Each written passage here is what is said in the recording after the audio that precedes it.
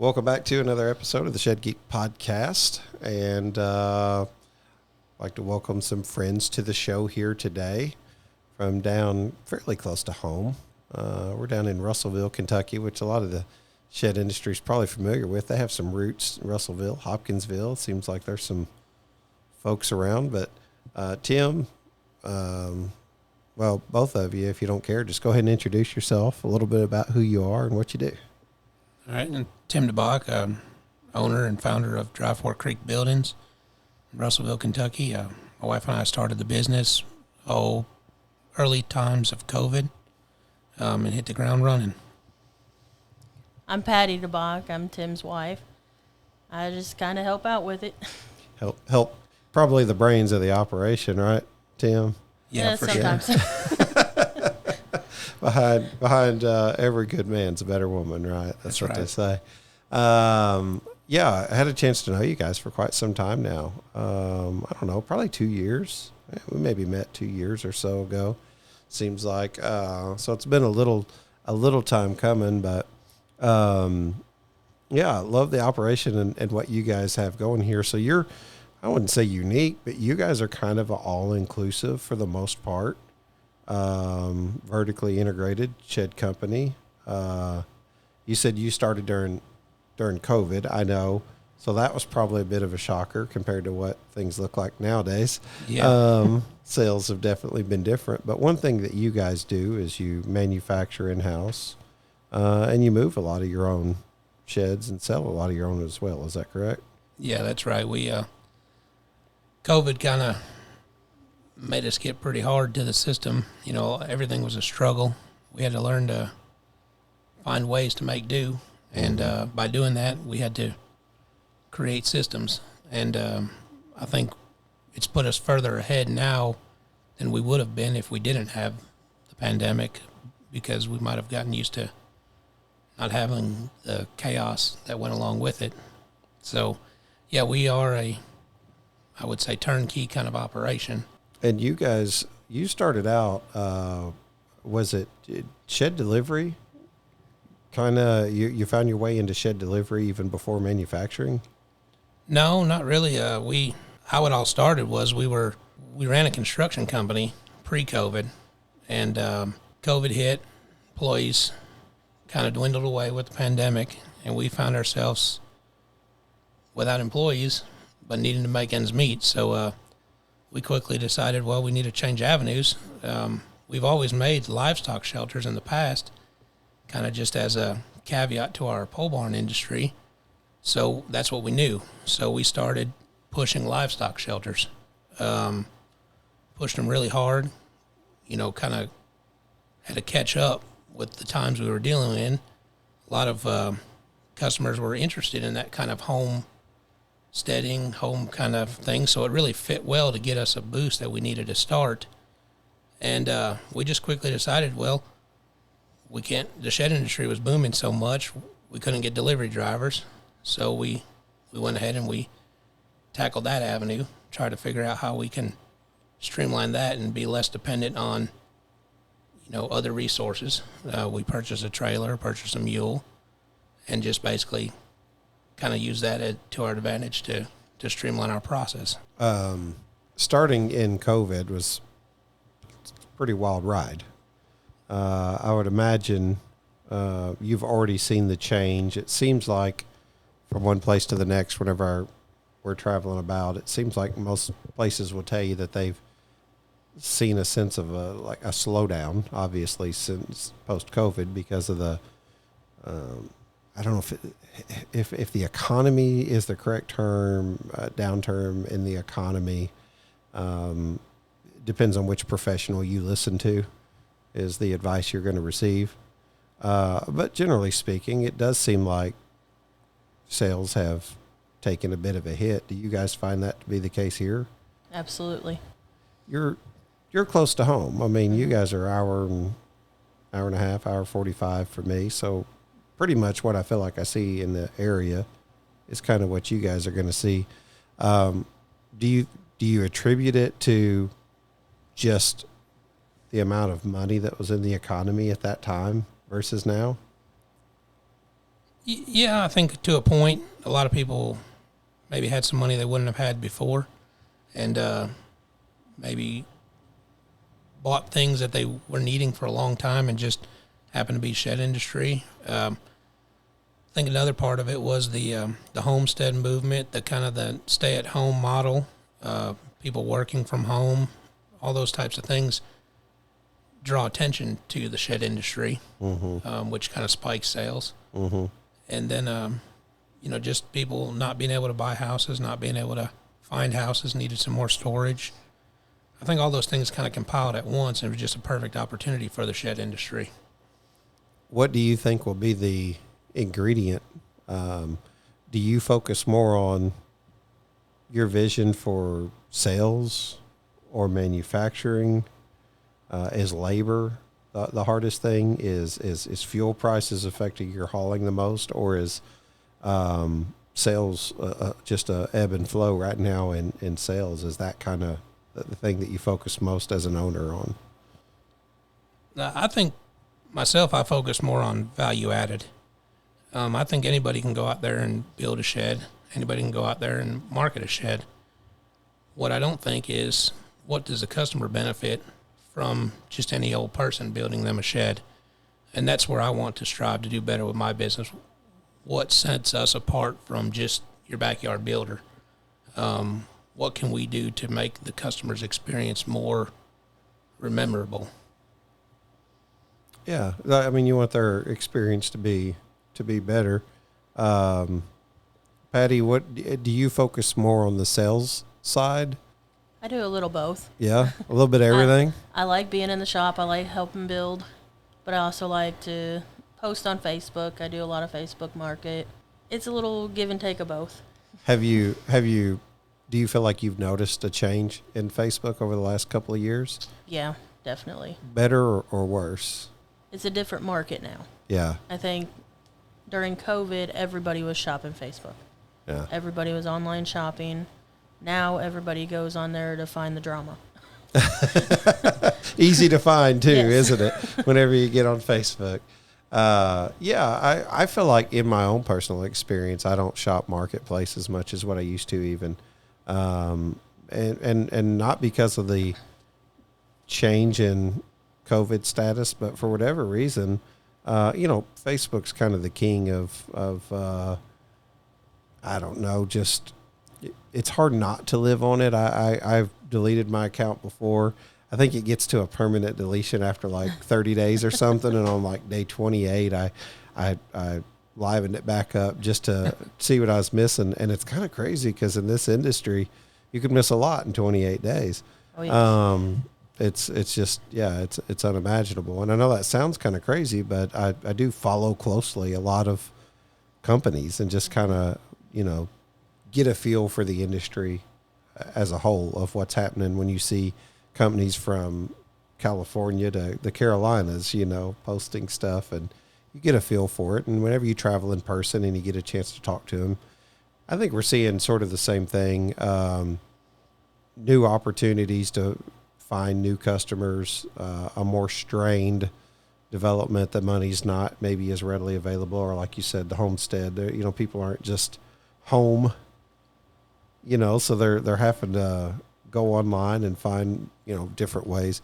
What's been you guys' success in that area? Do you find that online sales is sort of running the roost, or do you still, you think a customer coming in face to face and brick and mortar kind of mentality?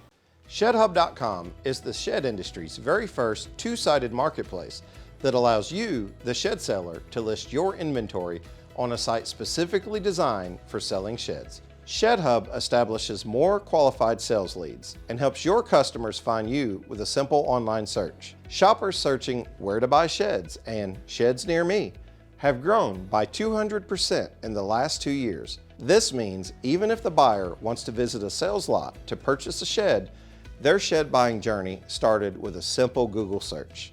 They can actually check out and purchase the shed straight from ShedHub if they prefer to shop online. ShedHub does not charge any commission for sheds you sell. We simply charge the monthly subscription. Your sales commission is still yours to keep. Sheds listed on Shed Hub will have first page search results in 91% of cities, or where to buy sheds is searched. For special pricing only available through Shed Geek, simply go to geek.shedhub.com to see the promo codes that allow you to save as much as 50% off the first 12 months of your subscription, and over 75% for companies with multiple sales locations. Sell more sheds using shedhub.com. I think in today's world, it's kind of a mixture of both. You kind of break the ice with the online presence, Yeah. and then you have your opportunity to close in person. You do every once in a while get sales, 100% online, and that's good. But typically, you close more when you can look somebody, and talk to them as a person face to face. Yeah. But with that being said, online sales, or I shouldn't say online sales, on-lot sales are less. Everybody's ordering custom buildings. Yeah. They might buy in person, but they're ordering custom. So inventory sometimes is hard because you might have 50, 60, 70 buildings in stock, but the window's in the wrong spot. Yeah. Mm-hmm. Or the doors swings the wrong way. And we've become so a culture of getting what we want, and it's easy to do that. So the demand for custom builds has been tremendously more than on-lot sales. And that's a struggle for us to make that balance. What's some of the more unique challenges that you guys have seen? I know starting in COVID would have been probably profitable. It would have been, it just seemed like inventory was moving so quickly then. But you're about a 3-4 year old company. Yeah. Is that about right? Yeah, right in that ballpark. Hardest part for us in COVID was materials, and everybody knows that. But we were a new company in the hardest times of availability, and we struggled every single day to find our next 2x4. And that was probably the most stressful and callousing part of our process. We could sell 500 buildings if we could get our hands on the material. And that was the biggest hurdle we had to come by. We made a lot of connections. We done a lot of things. We built relationships along the way, which helped us. But man, that was a struggle. And I mean, it was a struggle. Even with some of our suppliers we've been buying from for 12, 15 years said, we can't sell you anything right now. And that's hard to swallow. Yeah. But yeah, that's probably the most challenging part starting up. I've talked to quite a few manufacturers here lately, and I'm trying to get an idea of where labor is right now. It seems like I've heard at least a couple of different times that there's been challenges in labor, and maybe more so just because of going back to culture. I think, to use your word, it seems like the culture is that jobs are so readily available. So why stay at this one when I can just go get another one tomorrow? Have you guys run into any of that? All the time. Yeah. Yeah. We had people that would work for the first paycheck and quit and come back and get their last one. Yeah. Yeah. In all of my business times, I've always said finding work is not the problem. It's finding employees. And you might get some for 6 months, you might get some for 3 years, but it seems like the battle never ends on finding good employees that you can, kind of turn loose. And maybe that will come around with jobs maybe fulfilling. Yeah. But yeah, employees has always been a big struggle for any type of blue collar type industry, I believe. Smaller companies, may not have the benefits that a bigger company has to offer. So that's not appealing. And then the crowd is typically, we require a lot of our employees. They got to be able to pack lumber and, work in heat, and, conditions aren't necessarily favorable. So that takes a toll on the employees as well, and we understand that. Yeah, I've often wondered if there's an opportunity in the shed industry, for somebody who wanted to go and help develop that. It seems like, the same thing as having a journeyman and, an established pattern, in the union sector of construction work or carpentry work. It seems like there's got to be a place for shed companies to be able to go to look for resources, whether it be trade schools or some sense of development where you're finding people young that you can raise up.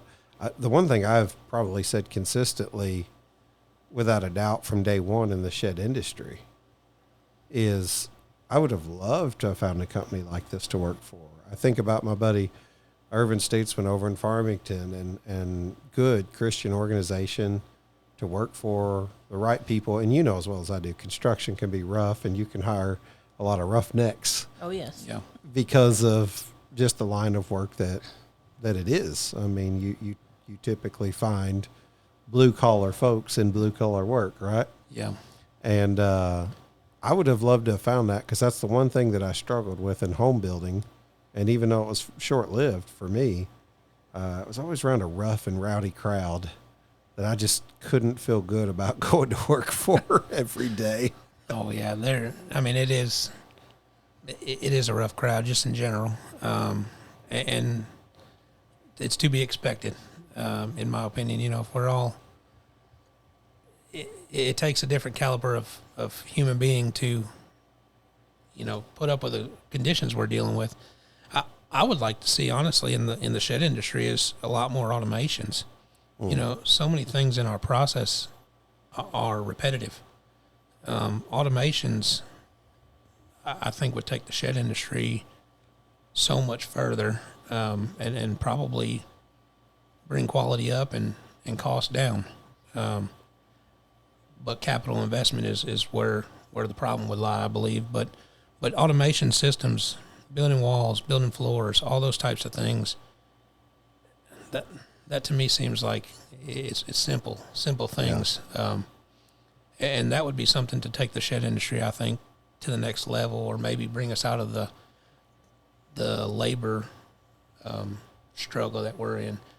Do you think with a more organized, automated process, do you think it would start to limit competition? Like, do you feel like the big guys would get bigger, or medium-sized guys would get bigger, but the small guys might struggle if they can't, find that capital investment or something? Because I agree with you. I think automation would be awesome. The opposite to that might be, sustainability. Yeah. For some companies. Yeah, I think, of course, bigger companies have more of a market pool. So yeah, they would succeed faster. But in turns, I believe it would level out. It would take the companies that are maybe, excuse my language, but fly by night type companies. It would take them and maybe make them work harder to do a better job versus just getting by. Yeah. And I think the consumer would be the one to benefit. Yeah, I wonder a lot of the questions I'll get going from one place to the next is folks say, well, if you travel around a lot or you're seeing a lot of different things, what do you think's coming next? And I don't know. I make predictions, but I mean, who could predict COVID? Who could predict just moments like that changed the industry for 2 years? And things that we're still dealing with, from it. Whether supply chain issues or rental returns or, whatever it is, we're just seeing, labor shortage, material shortage. Gosh, there's just a lot that came out of that. Have you ever had a customer ask you about how to supply power to their shed? Do you sell electrical kits as an upsell for your sheds currently? Do you want an easy, no-hassle option to offer for your customers when they want to add electric to their sheds? Check out EcoEthics Solar. EcoEthics Solar is looking for shed manufacturers and shed dealers who want to be able to provide a solar electric option to their line of sheds. With EcoEthics Solar, you can purchase the SunSaver, a solar product specifically designed with the shed owner in mind. Want to offer a larger product that can operate a full tiny home? At EcoEthics Solar, they have the necessary product, training, and capacity to meet your customers' needs. Installation for the SunSaver is simple and takes just 45 minutes. You can even install it right there on your sales lot or at the manufacturing facility. EcoEthics Solar even provides hands-on in-person training if necessary. Plus, they will provide you with video tutorials and handouts with specific installation instructions that keeps adding a solar-powered electrical system to your shed fast and simple. In many cases, the end user can even perform the installation once the shed is delivered to their home. If you are interested in purchasing a unit for display and then drop shipping your orders or even ordering multiple units to have available as you build, contact my friends at EcoEthics Solar at 336-250-1284 or email sales@ecoethicsolar.com. But I really do think that automation would change a lot. I think that we could get to a point to where we start seeing more national branding. To me, it seems like the average customer, I don't know, I passed by 4 or 5 trucks on the way down here hauling sheds or empty with a mule on the back. And I also passed by probably, 10 lots, shed lots. and competition's so heavy. At times, I would be curious how many shed companies out there exist, how many shed lots out there exist, and just how much more expansion can the industry take? We always hear about the bubble. Yeah. I don't know. What do you guys think? Do you feel overrun with other shed sellers in the area? I would say there's always going to be competition. Overrun, maybe at times. When market is slow, of course, everybody's got a lot more free time on their hands. Yeah. So yeah, there is. But a lot of thing is, most shed lots are just 3, 4, 5 manufacturers. So there's a lot of lots, but very few manufacturers. And from the consumer's eyes, that might be a little, well, I can go over here and buy a building from so-and-so. Well, chances are it might be from the same manufacturer. Yeah. And the customer just don't realize that a lot of times. Right. Yeah, and that's maybe the thing. You drive down the highway and every 7, 8, miles you might see another shed lot, and but they all come from the same manufacturer. It's not, it's not every Walmart or any convenience store gets their items from one manufacturer. They spread them out, and it's the same with the shed industry, but consumers don't really relate that. They see, such and such is 2 miles closer to my house. They ought to be cheaper, or vice versa. I remember there. I'll leave the company name out, but there was a town I used to drive through in Missouri on my way to Arkansas. I can't remember I think it was still in Missouri. Anyway, the town population was, I think, 1,500, and the same manufacturer had a shed lot on the south side of town and the north end of town. It's about 50 or 60 buildings in each lot. I just never will forget thinking to myself, like, man, like town of like 1,500 people, and there's 120 sheds sitting there. I don't know. I don't know what the formula is, so I'm not going to pretend like I know, but I know in my time in sales, it's just something I definitely would have wanted to stay away from. And I wonder at some point if there's just so much availability and just flushing out so many inventory pieces that opening up lots just becomes throw a dart and yeah. Here we go. We got one there. Let's go there. Well, I mean, depending on what city it is, 1,500 people. I think about our hometown. There's a lot of traffic that doesn't see our location. We're on a 4-lane highway, and there's thousands of cars that travel.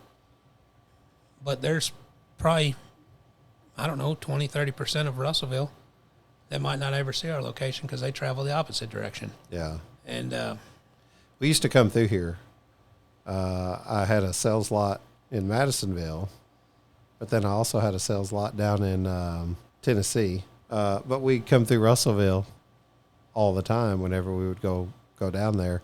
I met a lot of good guys through Teen Challenge organization whenever we were working out of Dixon, Kentucky, because unfortunately a lot of folks came from Russellville to that organization. So it sounds like Russellville's a lot like my hometown metropolis, and y'all have dealt with your fair share of struggles in the community with drug abuse and things like that. What's the population in Russellville? I don't know the exact numbers, but I'd say, 6,500 maybe. Yeah. I might be off, but. And without, maybe we don't have to mention names, but how many shed lots are there? You got, are like close to you anyway, within 5 miles. 6, 8 maybe. Yeah. I'd have to count, but. Man, it's so odd, stuff like that. Whenever I was selling in my little hometown of Metropolis, we had 6,500 and we had 3 dealer locations, and I always thought, man, that's unbelievable. I don't know how we could possibly, we were number one seller, a couple of different times company wide, and I was like, gosh, how are we able to compete with companies with that much bigger of a, population pool? Nobody sells sheds in that little town now. It's crazy. 4 years ago, 3 dealer locations. Now there's 0 there. Paducah, you guys are fairly close to Paducah. I mean, we're 2 hours away or less. I mean, I guess they've probably got 10 or 12 in a town of 26,000 people. So I think that's, when I go out to like Omaha, or I think I was in Lincoln, Nebraska, and I was talking to a shed manufacturer, and they said, yeah, there's only 2. There's only 2 dealers here. I think Lincoln's probably, I don't know, 50,000 people or something. I was like, oh my goodness, y'all should be just absolutely like killing it out here. West Kentucky has a lot of the home to a lot of shed companies, whether it be their home office. So, I mean, there's quite a bit of influence around here. Trying to keep up with that, I can see could be cumbersome at times. Where will you go to next? What is the mission? What is the business philosophy for Dry Fork Creek? What do you plan to do? Taking the world by storm, or? Well, little by little, I guess. No, I mean, it's uncertain to say exactly the path we'll take, but steady growth is what we look for. Growth too fast might cause more problems than it's worth. But yeah, we want to expand.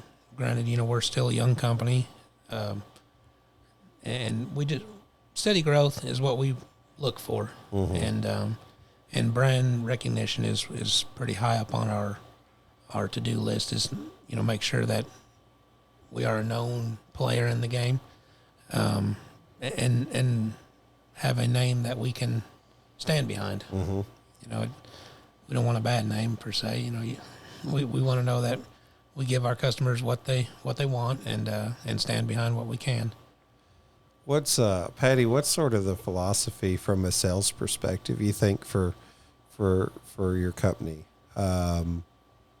What do you intend for the customer to walk away and saying to their potential referrals for you? That we're good people, that we're willing to work with just about anybody. Yeah. That will listen to you. Customization goes a long way with you guys, I can tell, because everybody's trying to be unique. Mm-hmm. And their personality for purchasing a shed is unique. That's sometimes the hard thing with like the automation side of things. And we were talking a little bit over lunch. That can be the struggle with somebody who comes out and purchases a shed, and you've got materials invested towards it and windows in odd places that you wouldn't normally put them on an inventory piece, and maybe there's a cancellation or something like that. These are the struggles that manufacturers deal with. Or a bright yellow building. Yeah. Seen some unique ones. Yes. Yeah. Purple and brown. It's yeah.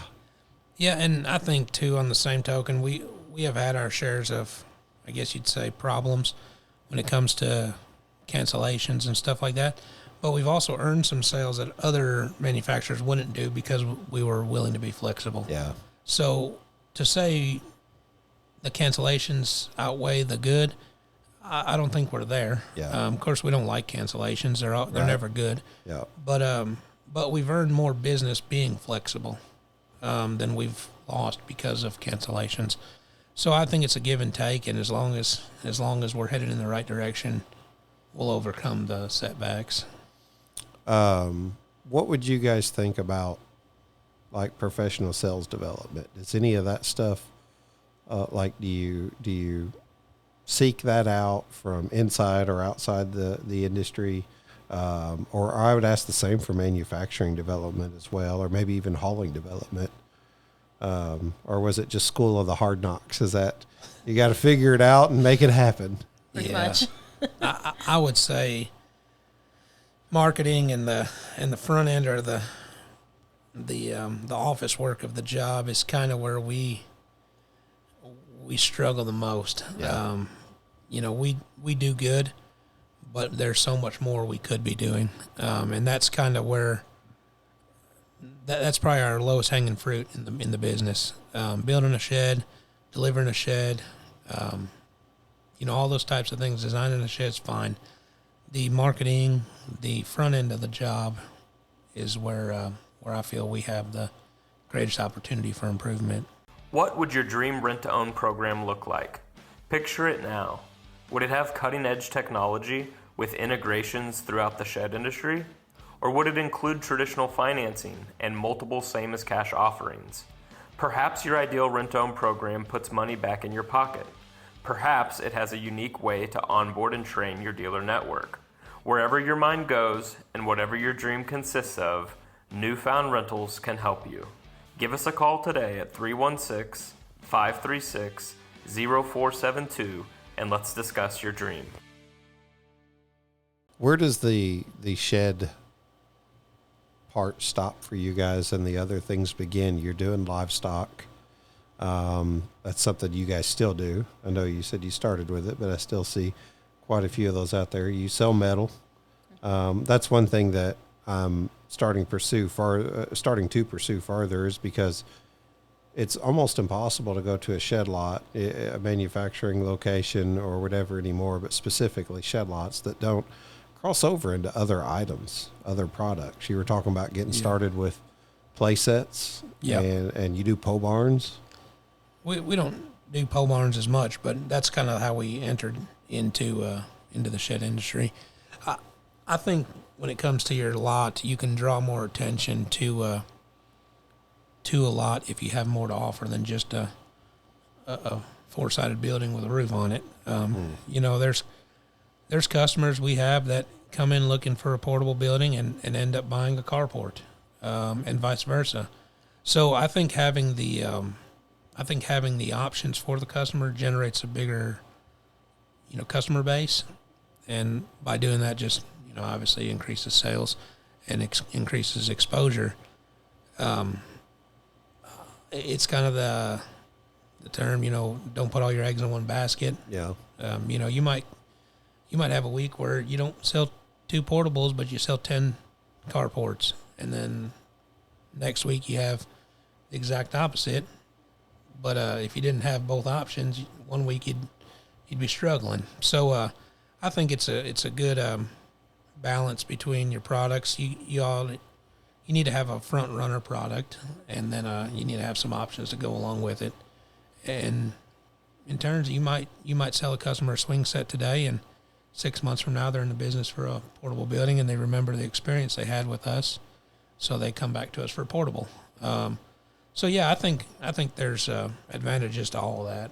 Yeah, I've struggled with that conversation over the years. I've caught some pretty strong opinions from both sides of that aisle, where people believe it removes sales or takes away sales from a lot, and I tend to agree with your philosophy there that you might not win everybody on a shed sale, but how many more will you bring in and ends up purchasing a shed because of that? And really identifying what a shed is now. A lot of people still use the terminology mini barn. And nothing wrong with that. That's what a lot of them are, is mini barns, and that's how it got started, and that's how most of them identified it. And then you got sheds, and then you got portable buildings, and I'm not sure why we broke away from the word shed. Or it's funny because most municipalities that I run into, anytime we ever run into anything, they call it an outbuilding. Most of the time it would be considered an outbuilding. But a shed, to someone's point recently that pointed that out to me, it could be a little bit of everything. The terminology is different from different places in the country. Around here, we've just said shed. Yeah. I think going back to, COVID times, I hate to keep bringing it up, but that it was such an influence on the industry. So many people are now living in these things. We've built several tiny houses, and, is that a shed or is that a portable building? Yeah. We haul it on a trailer, but you don't put your lawnmower in it. So that's kind of maybe where the categorization came from, because you might get a customer in that they plan to live in it, and the next customer, they might just need something they can store dog food in. So it kind of closes your doors when you call them sheds, or That's a good point. If you call them portable structures or anything, people look for keywords when they're searching, and if they're looking for a tiny house, they don't look for a shed. So it kind of, you narrow your spectrum of search engine, I think, myself. But yeah, people are living. People buy a piece of property out somewhere and they want a little hunting cabin, and you can make a building look pretty nice. I mean, construction wise, there's no major differences between a traditional house and a portable building, aside from the foundation. We use the same construction, and siding is meant to last, and roofing is the same, and flooring is the same. So I mean, really, why strip it down and call it just a shed? When there's so many other possibilities for it. Have you guys looked into or already qualified for or considered like the modular certifications and things like that? I know a lot of companies have almost really just started moving toward that. I mean, just about everything I think has to meet like the international building codes, but I mean, even state by state modular licensing for building tiny homes. I hate to beat a dead horse, but we said on the show many times, the cool thing about the Shed Guy is you can kind of capture multiple markets. I mean, the idea of storage in a shed is for extra. Mm-hmm. You need your lawnmower stored, your motorcycle, your boxes, your Christmas stuff. But then the idea of being able to build a tiny home is almost minimalistic in nature for the new generation that's looking to have less, own less, and not have these big houses with big payments and extra stuff, and they rent more instead of owning, and they just don't want as much stuff. Right. Mm-hmm. Well, not even that. I mean, United States in general is short on housing. Yeah. So this is an opportunity, kind of a stepping stone for a starter house or something of that nature. We see that a lot where, kids are maybe in college or just out of school, don't really have enough money to buy a house, or maybe no good enough credit to buy a big ticket item. They can make this work and maybe live on property. We're a pretty rural community, so a lot of houses have several acres, and it wouldn't take much to put one out there, and it gives the young adult an opportunity to maybe have ownership, but at a less of a cost. Yeah. And then just simply families that maybe can't afford a bigger house but need more room, they can utilize them to do. I mean, there's endless possibilities. We have a community here in town that we've done several projects for, that the people rent them out, Airbnb type cabins, and if you took the underpinning off and looked at it, you wouldn't know no different.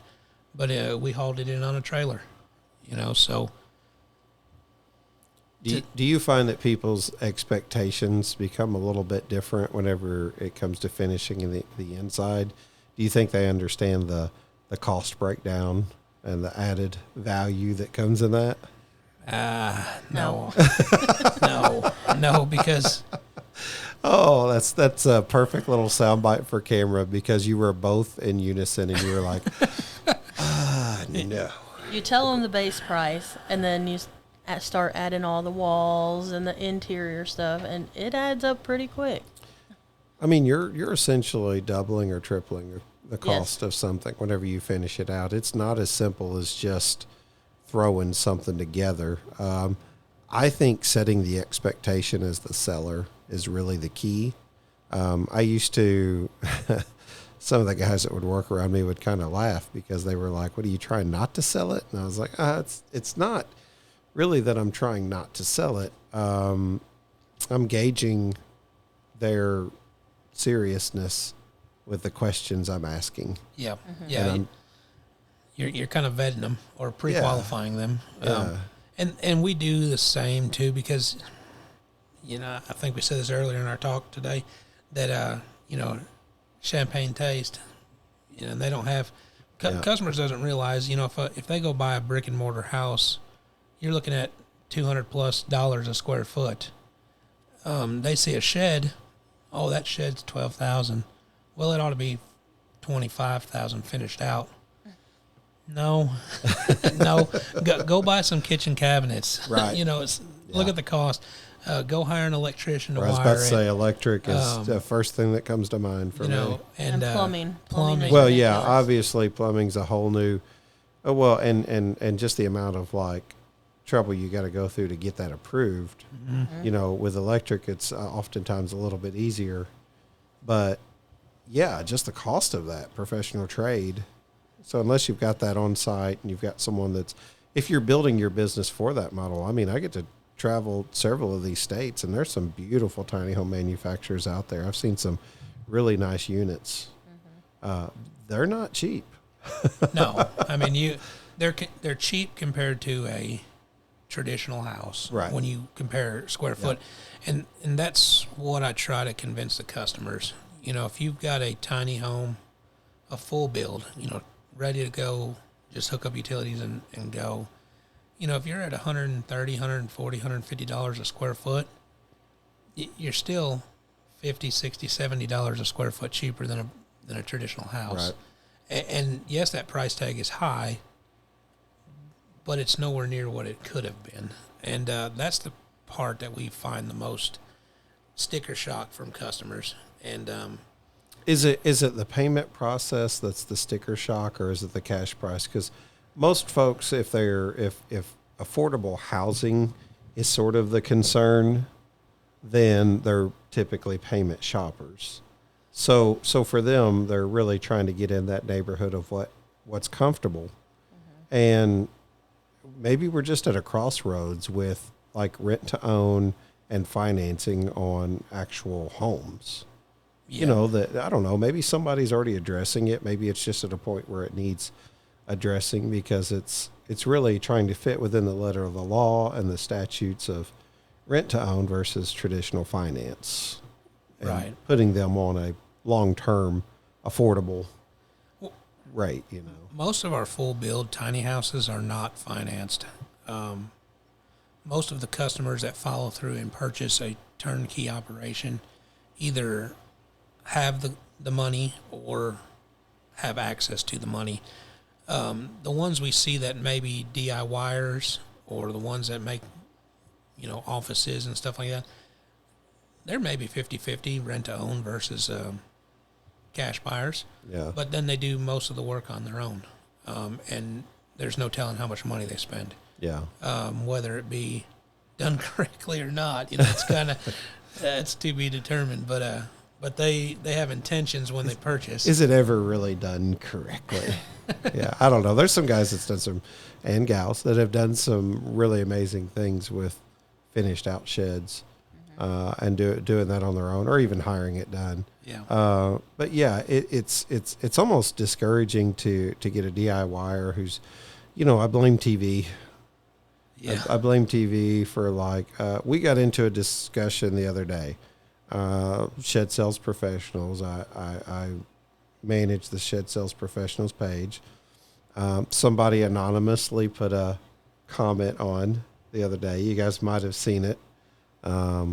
No, they weren't saying it to stir trouble. Ironically, even though it's anonymous, the administrator can still see who posts anonymously. So I always try to let that be known. Like, hey, just know that at least me and the moderator can see that, so we are aware. But they said something to the effect of talking about like the word repo. Is it servicing your customer the best if you say repo? But a lot of things could really, and I just kind of challenged them, was like, I agree with you. I try to say rental return, but what repo does is it kind of sets that image in a customer's head that it's a good deal, whether it is or not. Yeah. And you're trying to get them to the lot, right? With that kind of marketing, that kind of terminology. Yeah, buzzwords, Buzzword, yeah. You can take a new building and put repo in front of it and get more hits on it than just calling it a new building. Price could be the same, whole 9 yards.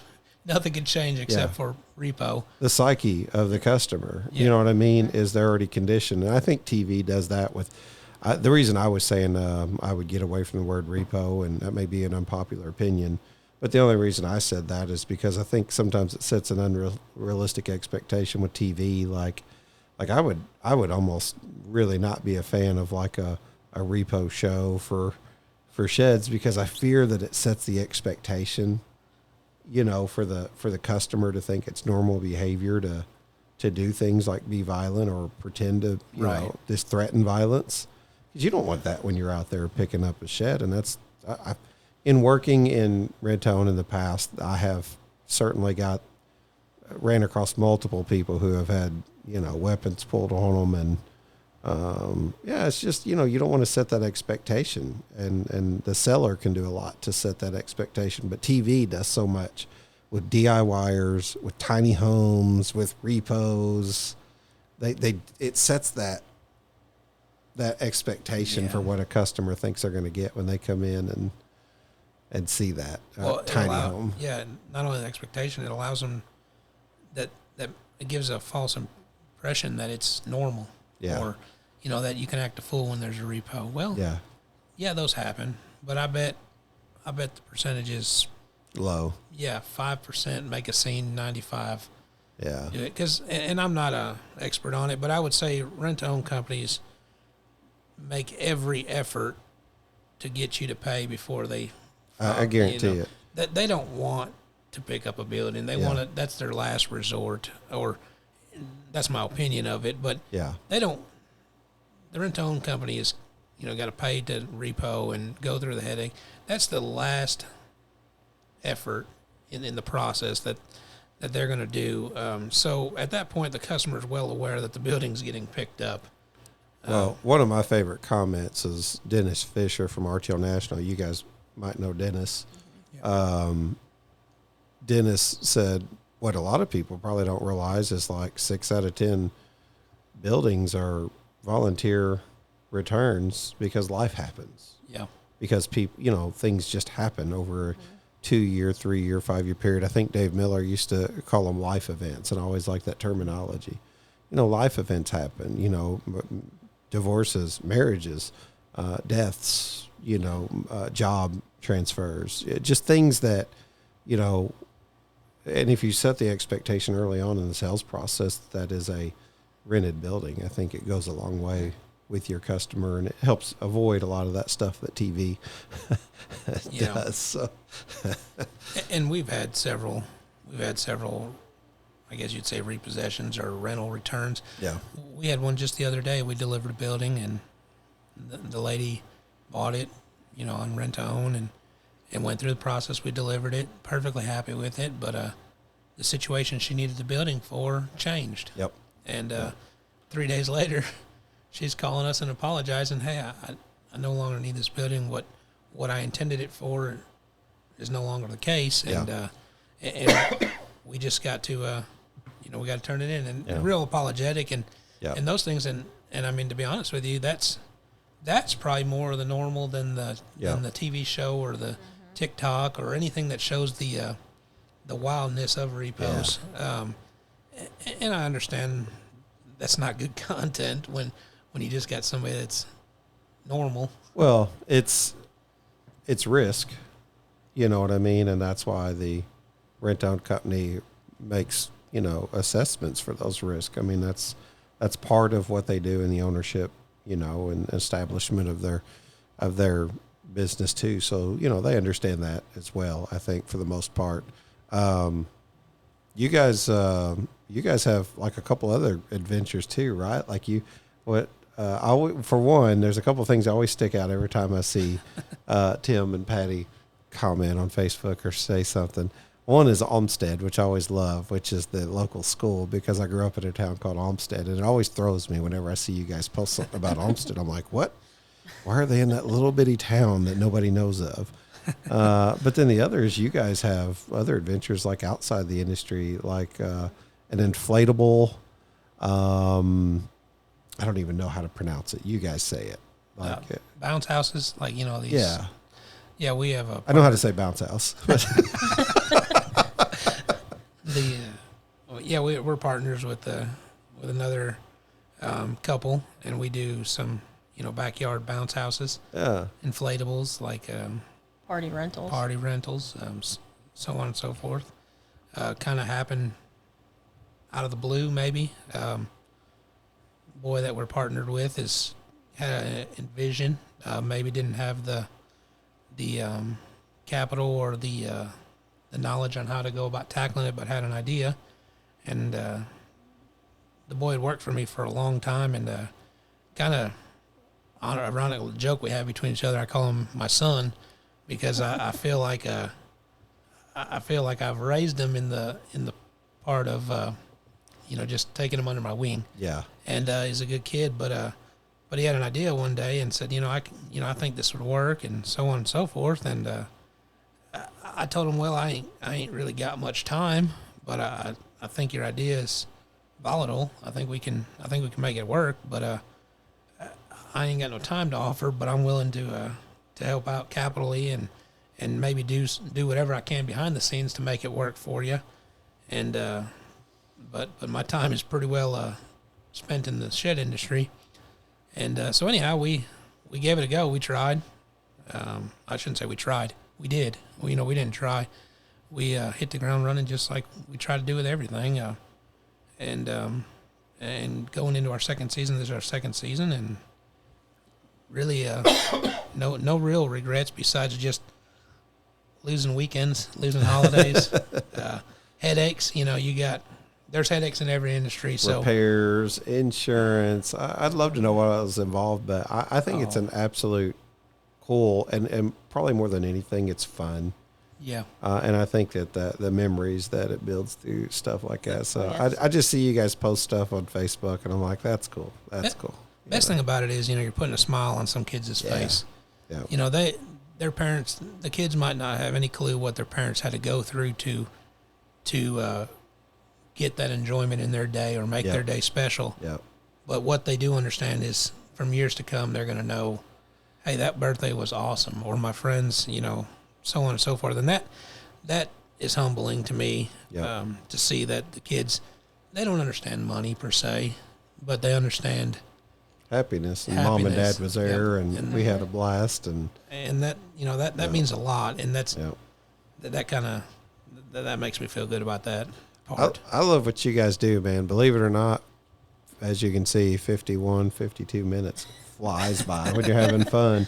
It doesn't take much when you're having a conversation. I feel like the best podcasts always happen without a microphone, but I think we try to do our best here to bring some enjoyment to your day. The tagline now 2.5 years in, I don't know, 125 episodes or so or more by the time we get to this one, maybe 130. I still believe in education through entertainment. I still believe rising tide lifts all boats. I think that where we can try to find a way to strengthen the industry is best. I appreciate getting to know folks like yourself through the process of working in this shed industry. We're going to have to get off here soon because I know that you guys are getting ready to go help out with Vacation Bible School. So, Yep. So that's I appreciate you sitting down with me today. Certainly appreciate conversation over lunch. I wish your company lots and lots of success. And if there's anybody that just wants to know you more, learn from you, or you learn from them, or communicate through this time and this process that God's all kind of got us connected on together, I'm sure they could reach out and give you a holler. Tim, you're an old soul, man. You're like you're just a cool guy, and thank goodness you've got Patty here to take care of all the heavy lifting. Well, one thing about us is we've never went at anything 50%. Yeah, And that's probably the most valuable thing you could have. If you want to be successful, you've got to put your heart and soul in it, and that's kind of the bottom line. We've put enough blood, sweat, and tears into this business. I guarantee you, you've had a big learning lesson in a short period of time. And you guys, what a lot of people don't know is you guys are actually originally Illinoisans. So you're from the home state as well. You understand. You guys grew up in Central Illinois and then moved to Kentucky. Yep. I stayed right on the border. I was born in Kentucky and then lived in Illinois. I don't know. Yeah, it's definite culture change. It's different. It is. Once you hit that Illinois mark on 24, it just kind of turns into a different place. Well, the bottom 90 miles of Illinois feels a lot like Kentucky. It's once you get to Mount Vernon and above that starts feeling like you're out of state, actually. Yeah. We've made that journey several times. Yeah. Well, listen, appreciate you guys. I know that you have church to get to, and you have things that you got to do, commitments, but I appreciate you letting us be here and enjoy some good old Mexican food in Russellville, Kentucky, one of the many. Yeah. Yes. Yeah. We just wait. Next time there'll be a new one. We can do Yeah, that. we'll try them all, buddy. I'll come down here and hang out, and we'll try every one of them when it's all said and done. Would you guys, I don't know, Tim, would you feel comfortable praying just sort of over the industry? I put you on the spot, and I'm sorry I didn't ask you ahead of time. I lose all my words when I get pressure. Well, I don't know if you heard the episode, but we used to work at a faith-based drug and alcohol rehab, and one of the things that we would do is we would try to encourage people to pray. We asked a guy to pray one time, and I caught him way off guard, and he had ducked everybody out. You know what I mean? He had made it out without anybody asking him, and I don't mean to put him on the spot, but he said, "Yeah, I'll pray," and this has been a running joke in our family for a long time, not to make fun of anybody's prayer, but he says, "Lord," he said, "thank you for today. It was a good day. It was a good day. Amen." And we all said amen, and everybody looked around and was kind of like, everybody's thinking, oh, it wasn't real deep or anything. His prayer stuck with me more than any prayer I ever heard up there the whole time because he kept it simple. And he said, today was a good day. And that's what he was needing in that process. He said, it was a good day, and it was a good day. And thank you for that. That's right. It don't matter what you say as long as you're talking to them. That's right. Our three boys, they fight every meal with who's going to pray first. That's, you know what? That's a good moment for mom and dad. Oh, yeah. That's a good thing. Okay. Well, Heavenly Father, thank you for this day. Thank you for the fellowship you've allowed us to have. Thank you for the meal you've provided us. Thank you for the industry that's accepted us. And all this we owe in your precious name. In Jesus' name we pray. Amen. Amen. Thank you, guys. I appreciate it. You're such good. I told my wife before we headed down here, like, oh gosh, maybe I shouldn't say this on air because everybody's going to say, what do you say about the other people? But on the way down here, I said, you're really going to love these people. They're just the most down to earth, good people, and you'll feel really at home. It won't feel like we left home. That's the compliment that I gave, and I meant it, and I mean it now. Love the rest of you too. But, we appreciate it. We appreciate the hospitality. So yeah, you're welcome anytime. All right. Thank you, guys.